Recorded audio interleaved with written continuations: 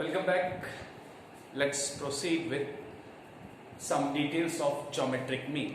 But उससे पहले recall कर लें, हमने geometric mean निकाला सीखा रॉ डेटा में और डिस्क्रीट डेटा में. ओके एंड मैंने आपको ट्रिक भी बताई थी कि आंसर का आप अगर 3 वैल्यूज हैं तो जो आंसर है उसका क्यूब करके देख लें, that must be equal to the product of 3 numbers. ये भी एक ट्रिक है. अब कुछ interesting facts regarding geometric mean. बेटा ज्योमेट्रिक मीन भी ग्राफिकली नहीं निकाला जा सकता है. There is no graph through which we can find geometric mean, यानी इसको एल्जेब्रिकली फॉर्मूले से ही निकाला जा सकता है. अब इसकी एक लिमिटेशन और है बेटा. If any one of the values is 0 then geometric mean can not be determined. जैसे इधर देखिए बेटा, मार्क्स ऑफ अ स्टूडेंट अगर ऐसे हैं 0, 5, 10, 15 और 40, these are the marks of a student.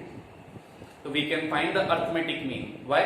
इनका सम निकल जाएगा बेटा 70 अपॉन 5. एवरेज आ गया, मीन आ गया. हम इसका इवन मीडियन भी निकाल सकते हैं. The median is the middle most value. Arrange the data, the median is 10. But जब हम इसका ज्योमेट्रिक मीन निकालेंगे तो क्या हो जाएगा? These are 5 values, so 5th root and then 0 into 5 into 10 into 15 into 40. किसी को भी आप 0 से मल्टीप्लाई करेंगे तो आ जाएगा 0. So आप ये मत लिख देना कि answer is 0. The geometric mean cannot be found, cannot be calculated if any one of the values is 0. Okay, बाकी सब निकल सकता है, बट हाँ 2 चीजें नहीं निकल सकती है 0 पे, ज्योमेट्रिक मीन एंड आगे हम पढ़ेंगे हार्मोनिक मीन. अगर वेरिएबल की वैल्यू x की वैल्यू 0 हो तो gm और hm can not be calculated. अब एक और लेते हैं. अगर इसमें एक वैल्यू और कर दे -60 और इसको हटा दें, तो अब एक नया पॉइंट सिखा रहा हूं कि अगर वैल्यूज नेगेटिव है तो भी हम ज्योमेट्रिक मीन नहीं निकाल सकते, क्योंकि जैसे ही हम इसको रखेंगे तो रूट में माइनस आ जाएगा बेटा. रूट में माइनस की वैल्यू आ जाएगी, से -x. तो इसको मैक्स में आयोटा कहते हैं और इनडिटर्मिनेट वैल्यू कहते हैं, यानी इसका भी ज्योमेट्रिक मीन नहीं निकाला जा सकता है. तो व्हाट इज द कंक्लूजन? कि ज्योमेट्रिक मीन का जो हमारा फॉर्मूला था या कैलकुलेशन था, that is meant for non-zero and non-negative values. I repeat, geometric mean can be calculated for non-zero and non-negative values. अब geometric mean की एक प्रॉपर्टी लेते हैं. y equal to a plus bx नहीं है, ये z वेरिएबल भी involve होगा. तो let us see.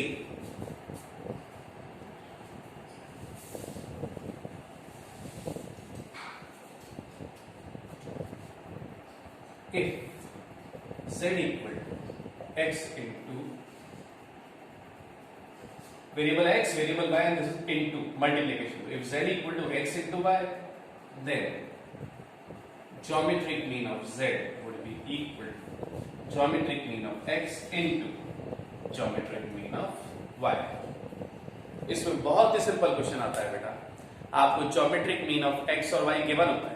देखेंगे आप क्वेश्चन कैसे होता है. आपको दे देंगे geometric mean of x is 10, geometric mean of y is 4, and if z equal to x into y, find geometric mean of z. तो कितना सिंपल है. Apply this property. तो आंसर क्या हो जाएगा? ज्योमेट्रिक मीन ऑफ z हो जाएगा geometric mean of x into geometric mean of y, that is 10 into 4, 40. So simple, very easy. 10 second से भी कम में आप कर सकते हैं, लेकिन फॉर्मूला मेमोराइज करना पड़ेगा, प्रॉपर्टी मेमोराइज करनी पड़ेगी. अब हम एक और इसी से मिलती जुलती प्रॉपर्टी लेते हैं.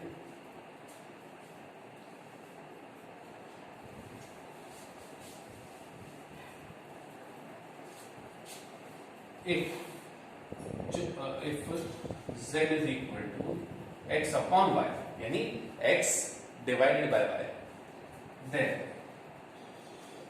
geometric mean of z is equal to geometric mean of x upon geometric mean of y। यानी ये जो प्रॉपर्टी है बेटा ये इनटू और डिवाइड की है, यहां प्लस माइनस की कोई प्रॉपर्टी इन्वॉल्व नहीं है। अब ज्योमेट्रिक मीन आई रिपीट कहां काम आएगा, रेट रेशियो या प्रोपोर्शन, लेकिन हर रेट रेशियो प्रोपोर्शन में नहीं बेटा। स्पीड के क्वेश्चन में या जो अंडों की प्राइस थी पर डजन या पेट्रोल की प्राइस थी पर लीटर, वहां ज्योमेट्रिक मीन काम नहीं आता है। ज्योमेट्रिक मीन जो 3-4 सिचुएशंस में काम आता है मैं अभी बोल देता हूं। To find the average economic growth rate which is per annum, अगर उसका यूनिट देखेंगे से इकोनॉमिक ग्रोथ रेट अभी है 6% पर एनम, ये कभी इंडिया की थी 8% पर एनम। तो to find the average economic growth rate, तो आपको क्वेश्चन में ऐसे दे देंगे economic growth rate is 3%, 5%, 7%, find the average economic growth rate. तो जिनको कंसेप्ट नहीं पता है वो अर्थमेटिक मीन लगा लेंगे बेटा, they would add these 3 values divide by 3, गलत होगा। हमें निकालना है यहां पे ज्योमेट्रिक मीन। तो I tell you all the points, to find the average economic growth rate, to find the average population growth rate, to find the average rate of depreciation. इन तीनों का यूनिट पर एनम ही होता है बेटा, depreciation भी 20% per annum, यानी पर के साथ टाइम का रेफरेंस होगा। तो इन सिचुएशंस में वी यूज ज्योमेट्रिक मीन। अब हम लेंगे details about harmonic mean. Harmonic mean का formula, raw data, discrete data और उसकी भी कुछ प्रॉपर्टी, वहां पे कंबाइंड हार्मोनिक मीन भी है, वो भी पढ़ते हैं। तो लेट्स प्रोसीड।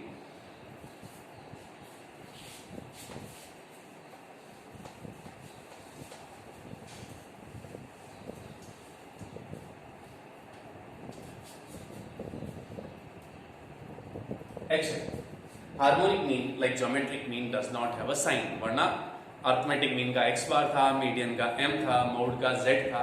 gm और hm को ज्योमेट्रिक मीन और हार्मोनिक मीन को इनके अब्रिविएशन से लिख देते हैं बेटा। तो हार्मोनिक मीन जिसको हिंदी में हरात्मक माध्य या हरोत्तर माध्य कहते हैं, वो पढ़ने वाले हैं। ये काम आएगा बेटा मोस्ट इंपॉर्टेंट केस स्पीड जैसे क्वेश्चंस में। फाइंड द एवरेज स्पीड, तो speed is expressed as 60 kilometre per hour और 200 किलोमीटर पर हार। पर वर्ड आ रहा है बट पर एनम नहीं आ रहा है, ठीक है। और भी ऐसी कुछ सिचुएशंस हैं, वो हम आगे डिस्कस करते हैं। पहले फॉर्मूला चार्ट लेते हैं। Raw data n sigma 1/x, ये अर्थमेटिक मीन का पूरा उल्टा पुल्टा हो गया बेटा। कैसे समझे एक मिनट। अर्थमेटिक मीन ऐसे होता था,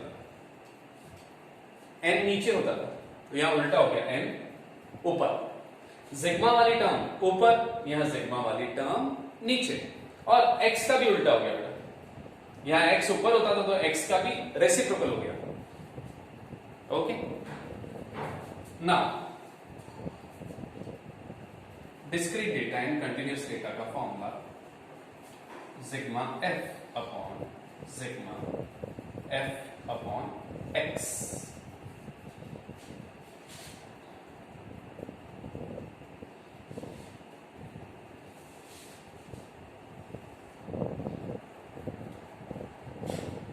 कंबाइंड हार्मोनिक मीन जिसको हम HM12 लिख देते हैं, क्योंकि हम 2 वैल्यूज का ले रहे हैं, 3 का लेंगे तो वैसे ही सिमिलरली एक्सपेंड हो जाएगा।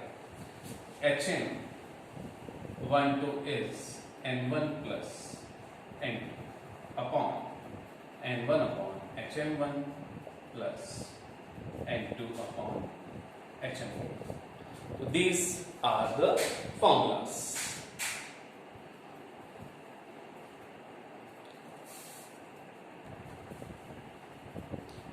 Now a new set of formulas, इनको आप ट्रिक्स भी कह सकते हैं, बट ध्यान रखें ट्रिक्स का एक लिमिटेड यूज होता है, हर जगह ट्रिक काम नहीं आती है। तो ये फॉर्मूले जो लिखे हैं मैंने, ये AM, GM, HM के नए फॉर्मूले हैं। कब काम लेने हैं? जब आपको सिर्फ 2 वैल्यूज देंगे रॉ डेटा की, से आपको दे दिया 5 और 20 and find the AM, GM और HM। तो compare to our traditional original formula of direct method, ये आपको जल्दी आंसर देंगे। इसकी भी हम प्रैक्टिस करेंगे, तो अभी कॉपी करें आप। फर्स्ट और सेकंड तो आपको समझ में आ गया होगा, ये थर्ड हम अप्लाई करके देखेंगे, इससे थोड़ा क्विक आंसर निकलेगा।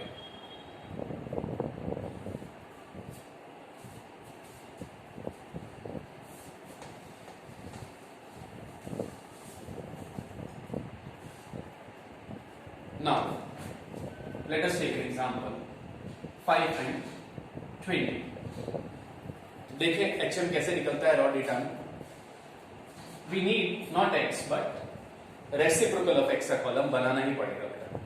तो 1/5 is 0.2 and 1/20 is 0.05 ऐड कर लीजिए। तो हमने इसको डिवाइड किया, one exercise, second exercise, then 0.25। Now HM का formula n sigma 1/x, n हो गया number of values 1 2 and sigma 1/x here, this is 8।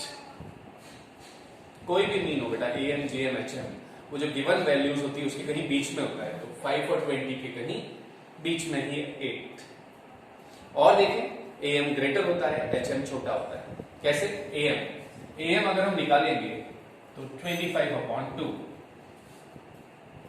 Some is 25/2, 12 and half, जबकि HM छोटा है। GM देखें, GM is root A into B, तो 5 into 20 is 100, root of 100 is 10। तो very interesting observation जिसको मैं प्रॉपर्टी में भी पढ़ाऊंगा वो है AM would be greater than GM would be greater than HM। जैसे यहाँ पे 12.5 is greater than 10 is greater than 8। Okay, तो AM GM HM आपस में रिलेटेड भी है बेटा। AM हमेशा बड़ा होगा, GM उससे छोटा, HM सबसे छोटा। बट ये वाली बात तभी लागू है जब वैल्यूज आर डिस्टिंक्ट, वैल्यू अलग अलग हो। अगर सारी वैल्यू सेम हो तो उस केस में प्रॉपर्टी चेंज है।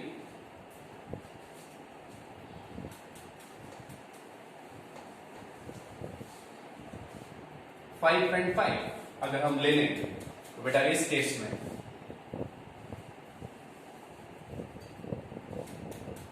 HM भी 5 आएगा, AM भी 5 आएगा, GM भी 5 आएगा, and the property would become this. यानी if all values are same, all 5 value है तो पांचों सेम होनी चाहिए बेटा, 4 सेम और एक अलग तब नहीं, तब तो AM greater than GM, GM greater than HM। लेकिन if all the values are same then AM is equal to GM is equal to HM। And if we have no idea, then we can say AM is greater than equal to GM। ये no idea किस बारे में बेटा? कि if we have no idea value distinct है, अलग अलग है, ये सारी वैल्यू सेम है, तो we can say arithmetic mean is either greater than equal to GM and GM is greater than or equal to HM। ये रिलेशन वापस डिटेल में लेंगे, बट कैलकुलेट करते हैं हम कुछ और वैल्यूज लेके। 5, 10, 20, 40। Now in this case trick नहीं लग सकती, वो 2ab/a+b नहीं लगेगा। अच्छा, वो हमने लगाया भी नहीं, अभी देखेंगे, पहले वो देख लेते हैं। 5 और 20, तो you want to see that application 2ab/a+b। Now orally कर सकते हैं बेटा, 2 into a into b orally करें तो 2 into 5 10, 10 into 20 200, a+b 25। तो दिस वुड बी क्विकर बेटा। तो ऐसे दो वैल्यू के क्वेश्चन आते हैं क्योंकि MCQ में जनरली ट्रिक्स बेस्ड ये छोटे क्वेश्चन आते हैं। तो this is an important pattern, learn the formula 2ab/a+b। लेकिन ये तभी लगेगा जब a और b दो वैल्यूज हो, any two values, a b और c 3 वैल्यू होगी तो हमें ये फॉर्मूला लगाएंगे, अभी देखते हैं। So these are 4 values. Again we will find 1/x,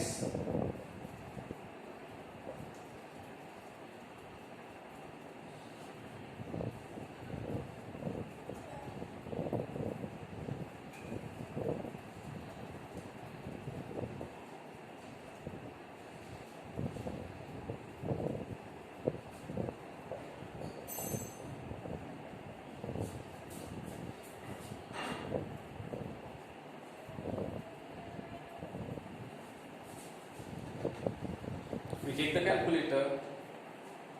4 divided by 0.375. This is 10.666. Trick नहीं लगेगी बेटा, हमें सभी वैल्यूज का रेसिप्रोकल लेना पड़ेगा एंड देन इस फॉर्मूले को अप्लाई करना है. अगेन वेरीफाई करें, यहां भी am बड़ा होगा बेटा. तो am देखें, सिग्मा x अपॉन n, तो am would be 6075 upon 4. 75 divided by 4 is 18.75. 18 is obviously greater than 10. So AM is always greater than HM. Even GM जो अभी नहीं निकालेंगे हम, क्योंकि 4 वैल्यूज तक का लेवल आता नहीं है आपके बेटा. 2 या 3 वैल्यू के ही पैटर्न आपके कोर्स में है. अब एक एग्जांपल ले लेते हैं हम डिस्क्रीट डेटा का.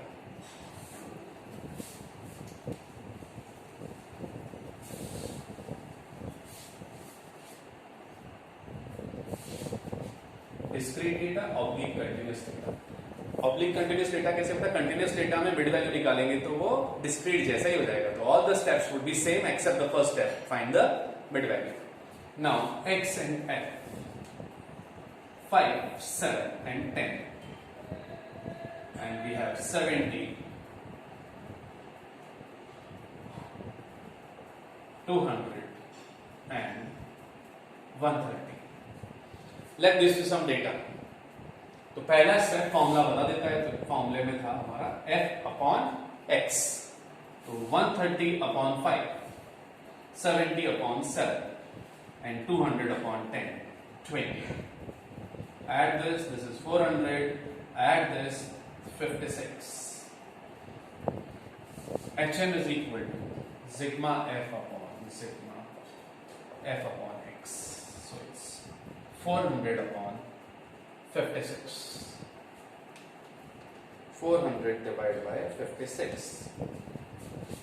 7.1428. ये देख लें, सबसे बड़ी और सबसे छोटी वैल्यू के कहीं बीच में ही आता है. Centre tendency which is in somewhere in the center. तो it may take a bit of time, पर इतना भी लेंथी नहीं है. आपको 2-3 वैल्यू से देंगे और कैसे यूज करेंगे तो हम इसको थोड़ा स्पीड से कर सकते हैं. अब हम एक क्वेश्चन लेते हैं इसके एप्लीकेशन का which is related to speed.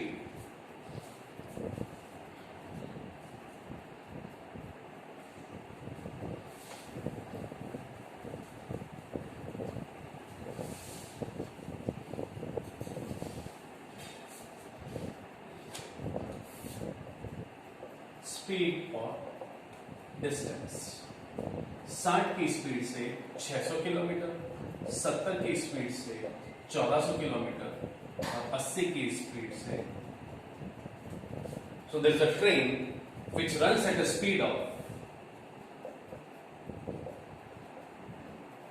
Question आपको सेंटेंस में गिवन होगा, मैं बोल के बताता हूं. क्वेश्चन ऐसे होगा कि अ train runs at a speed of 60 km per hour for the first 600 kilometers. Then it runs at a speed of 70 km per hour for the next 1400 kilometers, and finally it runs at a speed of 80 km per hour for the final 2000 kilometers. Find the average speed of the train.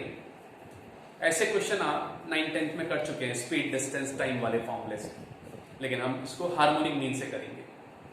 तो इसको x लिख देंगे और इसको f.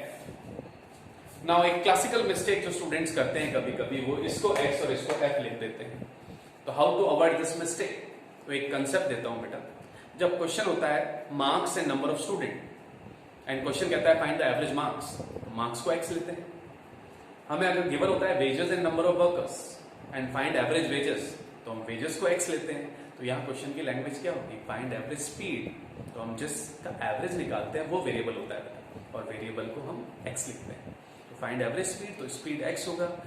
Obviously जो दूसरा column है distance का, वो f हो जाएगा. अब f upon x, 10, 20, 25. So this is 55 and this is 4000. HM is equal to sigma f upon x, 4000 divided by 55. 4000 divided by 55. This is 72.72 units लिखनी चाहिए. The average speed of the train is 72 km/h.